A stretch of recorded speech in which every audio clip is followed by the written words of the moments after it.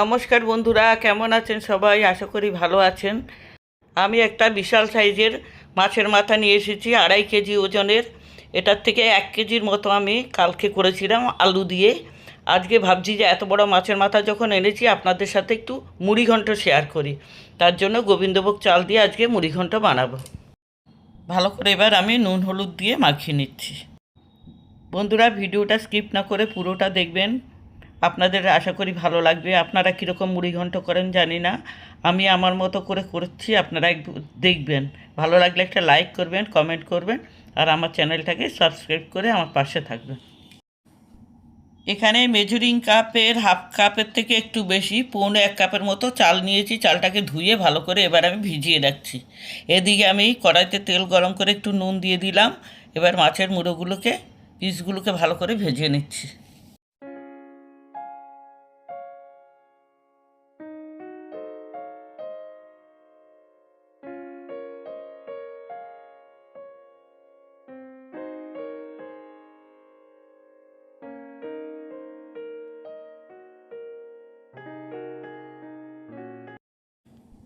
মুড়োর পিসগুলো ভাজা হয়ে গেছে, এবার আমি উঠিয়ে নিচ্ছি। বাকিটুকুও ভেজে নিচ্ছি। আমার আরও কিছু মাছের মুড়ো পিস রয়ে গেছে, যেগুলো দিয়ে কালকে আমি পুঁই শাক করব। মাছের মুড়োটা কত বড় দেখেই বুঝতে পারছেন যে পিস পিস করতে হয়েছে। আমার মাছের মুড়োটা পুরো ভাজা হয়ে গেছে। আর এদিকে নিয়েছিলাম 2টো বড় সাইজের আলু, আলুকেও ভেজে নিচ্ছি। সঙ্গে একটু আলু দেব, আলু দিলে ভালো লাগে মুড়িঘণ্টার মধ্যে।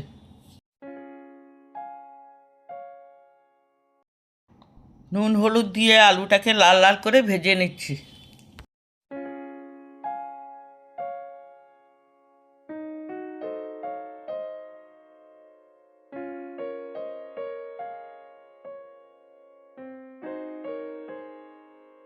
আলুটাও আমার লাল লাল করে ভাজা হয়ে গেছে, উঠিয়ে নিচ্ছি।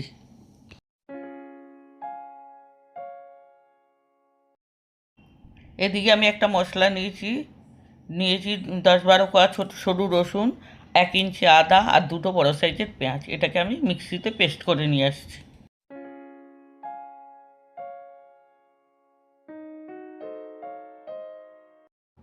ফোড়নের জন্য নিয়েছি 1 চামচ গোটা জিরে, 3 পিস দারচিনি, 3টে লবঙ্গ, 3টে এলাচ আর 2টো তেজপাতা।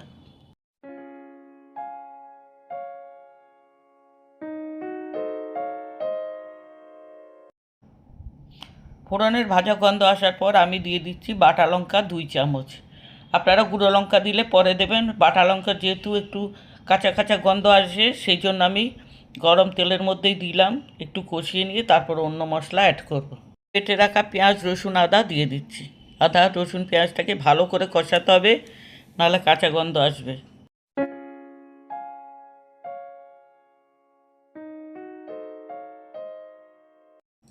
মশলাটা কষানো হয়ে যাওয়ার পর দিয়ে দিচ্ছি একটা বড় সাইজের টমেটো, কেটে দিয়েছিলাম। এবার ভালো করে একটু কষিয়ে নিচ্ছি যতক্ষণ না টমেটোটা নরম হয়ে গলে যায়।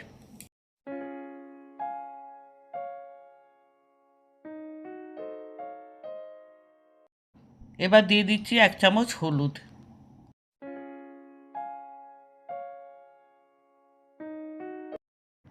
এবার দিয়ে দিচ্ছি 2 চামচ জিরের গুঁড়ো। আমার কাছে ধনের গুঁড়োটা নেই, তাই জিরের গুঁড়োই দিলাম। আপনারা থাকলে জিরের গুঁড়ো, ধনের গুঁড়ো দুটোই দেবেন। ভালো করে আবার একটু কষিয়ে নিচ্ছি। এবার মিক্সির বাটিটা ধুয়ে অল্প একটু জল দিয়ে দিলাম। জল দিয়ে আবার একটু ভালো করে কষিয়ে নিচ্ছি। এবার দিয়ে দিচ্ছি ধুয়ে ভিজিয়ে রাখা গোবিন্দভোগ চালটা। চালটাকে এবার ভালো করে একটু কষাতে হবে যতক্ষণ না তেল ছাড়া হয়ে আসে।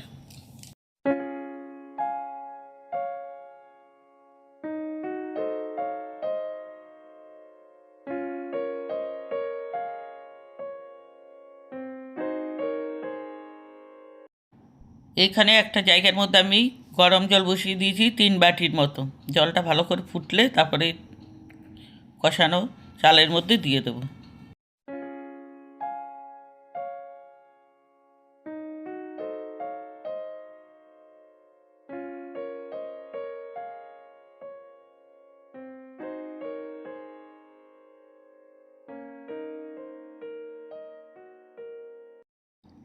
এবার চালটা ভালোভাবে কষানো হয়ে গেছে, আমি গরম জল দিয়ে দিলাম। এবার ভালো করে একটু নাড়িয়ে চাড়িয়ে ঢেকে দেবো যতক্ষণ চালটা হাফ সিদ্ধ হয়ে যায়।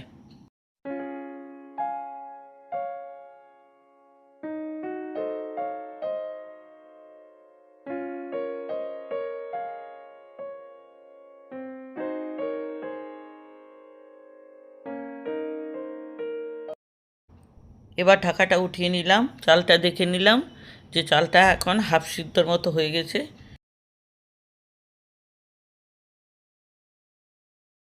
এবার আমি নুনটা দিয়ে দিলাম, কারণ চাল ভাজার সময় নুনটা দেয়া হয়নি, এখন দিচ্ছি। 2 চামচ নুন দিয়ে দিলাম। এবার আমি দিয়ে দিচ্ছি ভেজে রাখা মুড়ো আর আলু।